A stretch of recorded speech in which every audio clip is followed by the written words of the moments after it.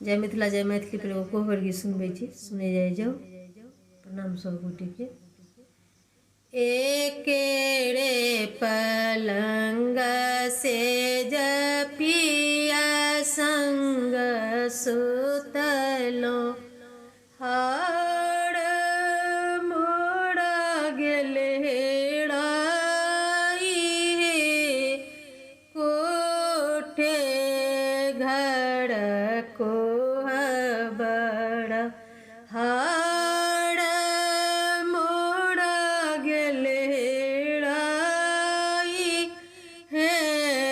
कोठे घर कोहबर, नहीं घर सासु नहीं घर ननदो, नहीं घर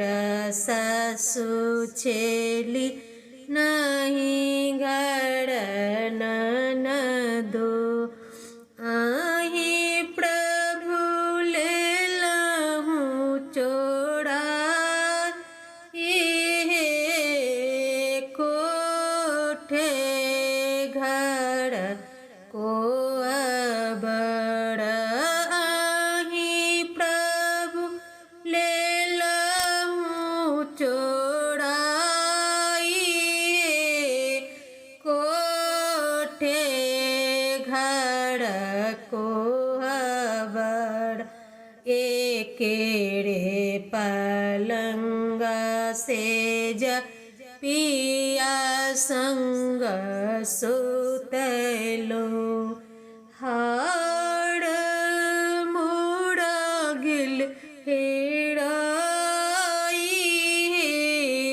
कोठे घर कोहबर, जाए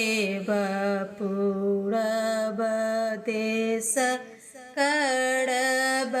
में दोसर, जाए पूरब देश करब दोसर, किनी देब तोहरो के हाड़ हे कोठे घर कोहबर, किनी देब तोहरो के हाड़ हे कोठे घर कोहबर, जूनी जइयो पूरब देश जूनी अनुसौतीन, जूनी जइयो पूरब देश जूनी अनुसौतीन, जूनी करू दोसरो बिया हे कोठे घर कोहबर, जूनी अनुसौतीन के साथ हे कोठे घर कोहबर, नहीं हम लेबै प्रभु इहो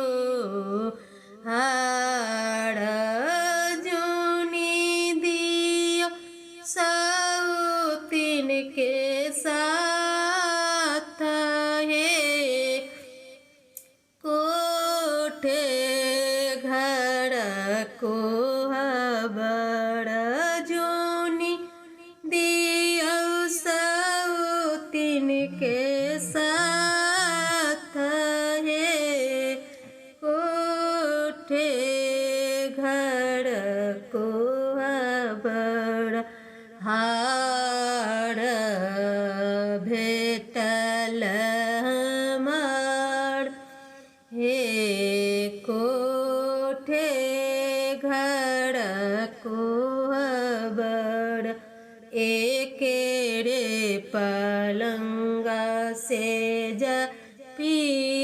संग सुतलो हा